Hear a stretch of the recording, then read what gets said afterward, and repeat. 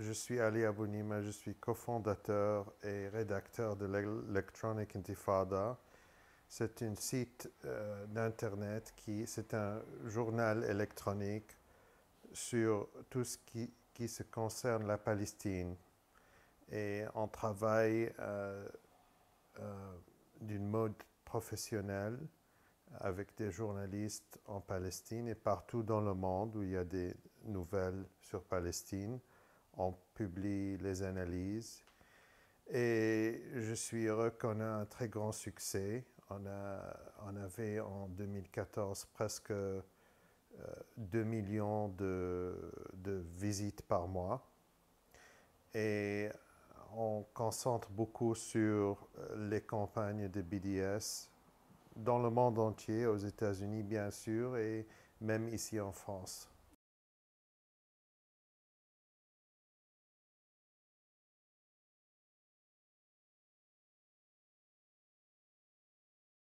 En général, il y a beaucoup de soutien pour Israël.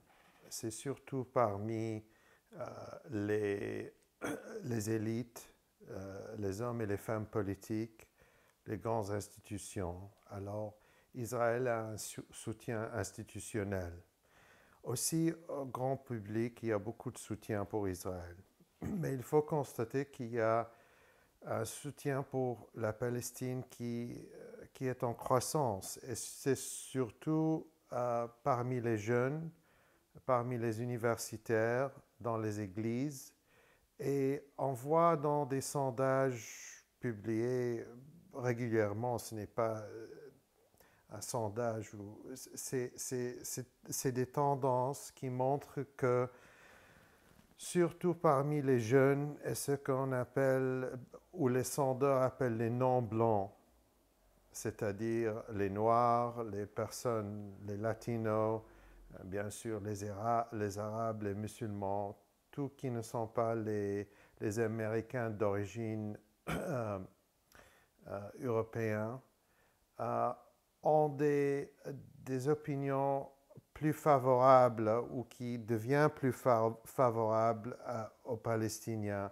Par exemple, on a constaté que l'année passée, l'été passé, quand il y avait le massacre à Gaza, que plus de la moitié des jeunes aux États-Unis voyaient que l'attaque israélienne sur Gaza n'était pas justifiée et moins d'un quart euh, soutenait cette attaque. C'est un changement profond aux États-Unis.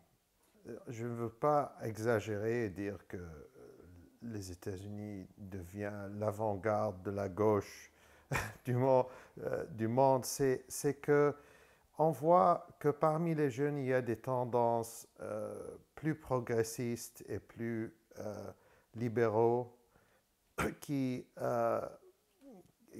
sur plusieurs fronts, ce n'est pas seulement la Palestine, c'est qu'on voit que maintenant, un changement qui est important, c'est que, euh, il y a, par exemple, dans les années 80, la Palestine n'était pas au sein de la gauche américaine. C'était marginalisé.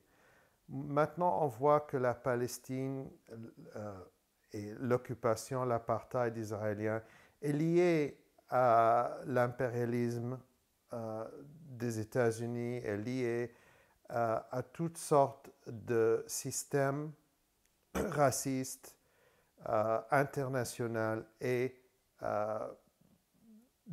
dans les États-Unis euh, même. Alors, on commence à lier la Palestine à des autres sujets.